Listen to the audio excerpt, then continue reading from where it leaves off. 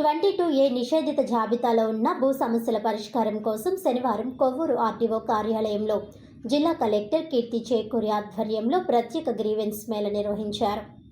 జిల్లాలో 22A నిషేధిత జాబితాలో నమోదైన రిజిస్ట్రేషన్లు నిలిచిపోయిన భూములకు సంబంధించిన సమస్యలను క్షేత్రస్థాయిలోనే పరిశీలించి పరిష్కరించేందుకు ఈ మేళా నిర్వహించారు.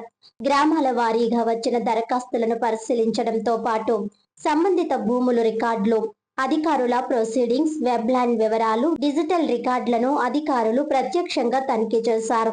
సబ్ డివిజన్ సమస్యలు, వెబ్లాండ్లోని లోపాలు, రీసర్వే, మ్యూటేషన్ కు సంబంధించిన పెండింగ్ అంశాలు, డాక్యుమెంటేషన్ లోపాలను గుర్తించి నిబంధనల మేరకు పరిష్కరించే చర్యలు చేపట్టారు. తప్పుగా 22A నిషేధిత జాబితాలో చేరిన ప్రైవేట్ పట్టా భూములను గుర్తించి అర్హత ఉన్న కేసుల్లో నిబంధనల ప్రకారం క్లియరెన్స్ ఇచ్చేలా చర్యలు తీసుకోవాలని జిల్లా కలెక్టర్ అధికారులను ఆదేశించారు. భూ సమస్యల పరిష్కారంలో శాఖల మధ్య సమన్వయం కీలకమని, ప్రజలు అనవసరంగా కార్యాలయాల చుట్టూ తిరగకుండా వారి సమస్యలను నిర్దిష్ట ప్రక్రియ ద్వారా త్వరితగతిన పరిష్కరించేలా చర్యలు చేపట్టాలని సూచించారు. రికార్డుల పరిశీలనలో స్పష్టత, పారదర్శకత పాటిస్తూ అర్హులైన భూ యజమానులకు న్యాయం జరిగేలా చూడాలని అధికారులకు సూచించారు. కొవ్వూరు శాసనసభ్యులు ముప్పిడి వెంకటేశ్వరరావు మేళాలో పాల్గొని భూ సమస్యల పరిష్కార ప్రక్రియను పరిశీలించారు. 22A జాబితాలో భూములు ఉండడం వల్ల రిజిస్ట్రేషన్లో ఇతర లావాదేవీలు చేసుకోలేక ఇబ్బందులు ఎదుర్కొంటున్న ప్రజలకు ప్రత్యేక మేళా ద్వారా పరిష్కారం లభించే అవకాశం ఉందని తెలిపారు.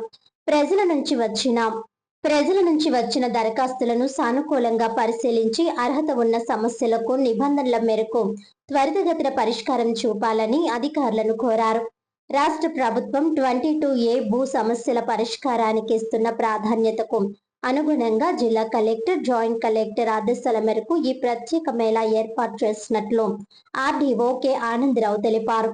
22A జాబితాలోని భూములకు సంబంధించిన సమస్యలను సంబంధిత రికార్డులతో పరిశీలించి అవసరమైన చోట తహసీల్దార్లు, సబ్ రిజిస్టర్ల సమన్వయంతో పరిష్కరిస్తున్నట్లు తెలిపారు. దరఖాస్తుదారులు పట్టాదార్ పాస్బుక్, అడంగల్ 1B, పాత రిజిస్ట్రేషన్ దస్తావేజులు, 22A జాబితా వివరాలు లేదా ఈసీ, ఆధార్, సంబంధిత తహసీల్దార్ లేదా కోర్టు ప్రొసీడింగ్స్ వంటి పత్రాలు సమర్పించాలని సూచించారు.